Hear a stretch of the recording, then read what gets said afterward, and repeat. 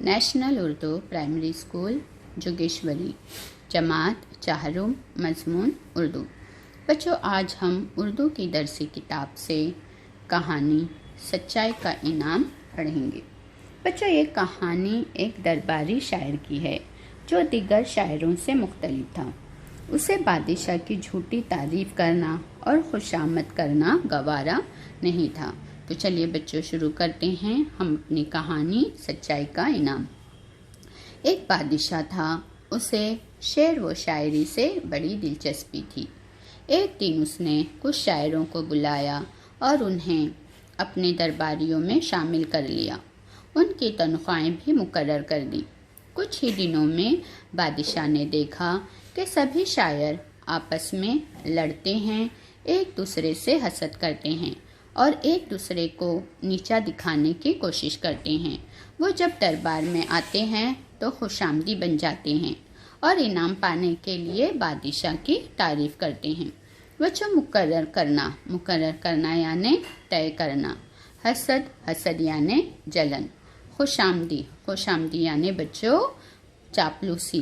बच्चों, ऐसा शख्स जो किसी को खुश करने के लिए उसकी झूठी तारीफ या बड़ाई बयान करें। तो बच्चों, एक बादशाह था। अब उसे शेर व शायरी से बड़ी दिलचस्पी यानी शेर व शायरी का बड़ा शौक था। तो उसने क्या किया था बच्चों, उसने कुछ शायरों को बुलाकर अपने दरबारियों में शामिल कर लिया था और उनकी तनख्वाहें भी तय कर दी थी।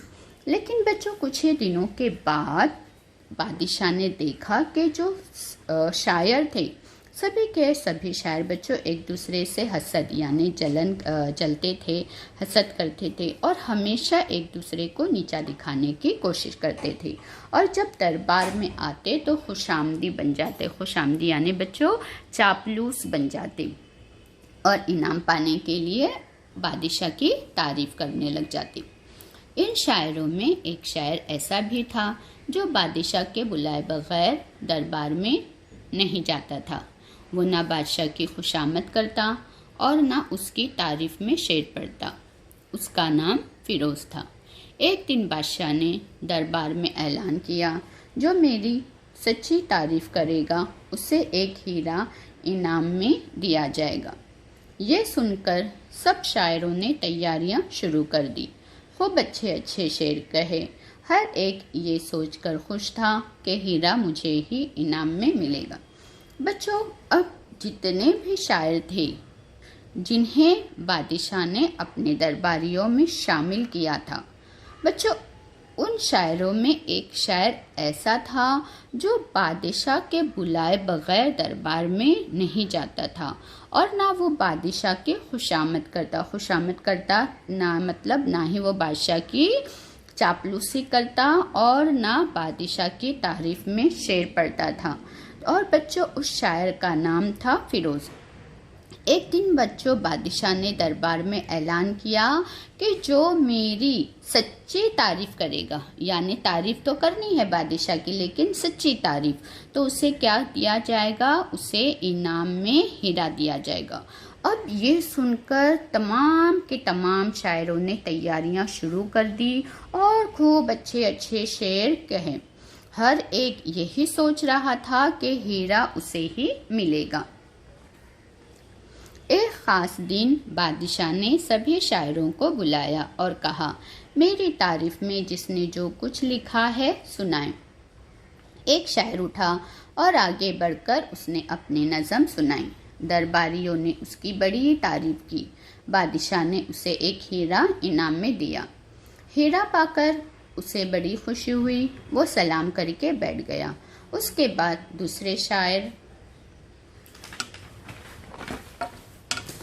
दूसरे शायर ने अपनी नज़म सुनाई।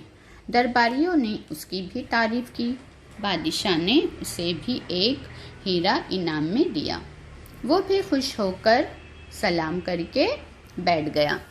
इस तरह सारे शायरों ने अपनी अपनी नज़में सुनाई और इनाम में हीरा पाकर बाग हो गए।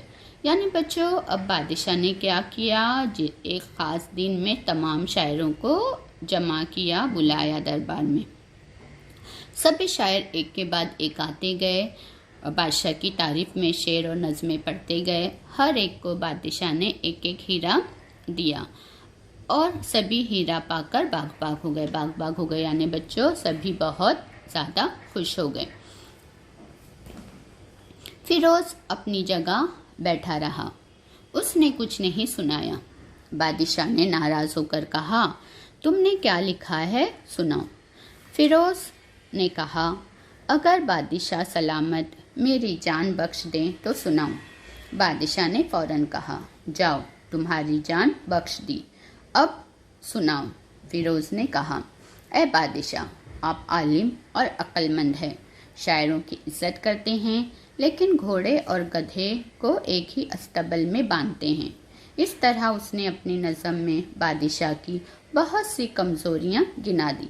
दरबारियों को बड़ी हैरत हुई। उन्होंने सोचा कि बस अब फिरोज़ की खैर नहीं, ये ज़रूर मारा जाएगा। मगर दरबारियों को उस वक्त और हैरत हुई जब नज़म सुनने के बाद बादशाह ने फिरोज़ को भी एक हीरा इनाम में दिया। बच्चों, तमाम के तमाम शायर आए और अपनी अपनी शायरी और नज़में सुनाकर इनाम में हीरा पाकर खुश हो गए। लेकिन बच्चों, फिरोज़ जो था, फिरोज़ नाम का शायर, वो अपनी ही जगह बैठा रहा, उसने कुछ नहीं सुनाया। अब बादशाह बहुत नाराज़ हो गए उससे और बादशाह ने कहा कि तुमने क्या लिखा है, सुनाओ। तो फिरोज़ ने कहा कि अगर बादशाह सलामत मेरी जान बख्श दे यानी मुझे माफ़ कर दे तो मैं क्या कहूँगा, सुनाऊँगा। तो बादशाह ने फ़ौरन कहा कि तुम्हारी जान बख्श दी, तुम्हें माफ़ कर दिया, अब सुनाओ। तो फिरोज़ ने कहा कि आलिम हैं। आलिम यानी आप कौन हैं? आलिम यानी बहुत पढ़े लिखे हैं, बहुत जानने वाले हैं, और अक्लमंद भी है। अक्लमंद यानी बच्चों होशियार और ज़हीन, और आप शायरों की इज्जत भी करते हैं, लेकिन घोड़े और गधे को एक ही अस्तबल में बांधते हैं। बच्चों, अस्तबल यानी घोड़ों के रहने की जगह, यानी जहाँ घोड़ों को बांधा जाता है। तो बादशाह क्या करते हैं? फिरोज़ ने क्या कहा कि आप घोड़े और गधे को एक ही अस्तबल में बांधते हैं, यानी आपको इंसानों की पहचान नहीं है। आप सही इंसान या गलत इंसान सबको एक ही लकड़ी से हाँकते हैं, एक ही तरह से देखते हैं। अब इस तरह फिरोज़ ने बच्चों अपनी नज़म में बादशाह की बहुत सी कमज़ोरियाँ गिना दी। अब दरबारियों को तो बड़ी हैरत हुई और सब ने सोचा कि बस अब फिरोज़ की खैर नहीं, अब तो फिरोज़ ज़रूर मारा जाएगा। लेकिन बच्चों, दरबारियों को उस वक्त और हैरत हुई, हैरत यानी और भी ताज्जुब हुआ, जब नज़म सुनने के बाद बादशाह ने फिरोज़ को भी एक हीरा इनाम में दिया। दरबार ख़त्म होते ही सभी शायर हीरे की कीमत मालूम करने के लिए खुशी खुशी जौहरी के पास गए। बच्चों, जौहरी यानी जवाहरात की परख रखने वाला और इनका कारोबार करने वाला। तो क्या हुआ, सभी कहाँ गए? जौहरी के पास गए। वो फिरोज़ को भी अपने साथ ले गए। जौहरी ने हीरो को देखकर बताया कि सबके हीरे नकली है, सिर्फ फिरोज़ का हीरा असली है। दूसरे दिन बादशाह ने फिर सभी शायरों को दरबार में बुलाया और पूछा, इनाम पाकर कौन खुश है और कौन रंजीदा? बच्चों, रंजीदा यानी दुखी, उदास।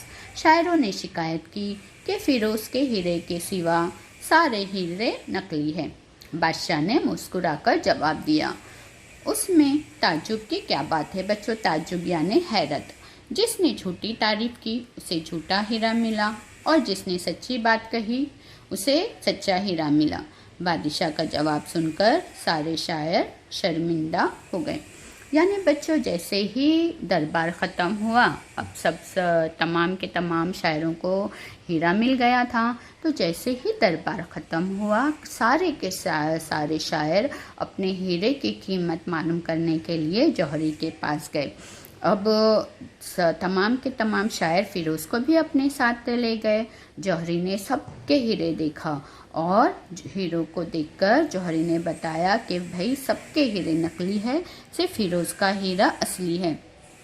अब दूसरे दिन बादशाह ने फिर सभी शायरों को बुलाया और पूछा कि इनाम पाकर कौन खुश है और कौन रंजीदा, यानी इनाम पाकर कौन खुश है और कौन दुखी या उदास है। अब ये सुनते ही तमाम शायरों ने शिकायत की कि फिरोज के हीरे के सिवा हमारे तो सारों के हीरे क्या है, नकली है। अब बादशाह ने सारों के जवाब सुनकर बादशाह क्या हो गए, मुस्कुराने लगे। और फिर बादशाह ने कहा कि ताज्जुब की क्या बात है, ताज्जुब यानी बच्चों यानी हैरत की क्या बात है। जिसने झूठी तारीफ की उसे झूठा हीरा और जिसने सच्ची बात कही उसे सच्चा हीरा मिला। और बच्चों बादशाह का ये जवाब सुनकर सारे शायर शर्मिंदा हो गए। यानी बच्चों अब इस कहानी से हमने क्या सबक सीखा, हमें क्या सबक मिलता है बच्चों इस कहानी से।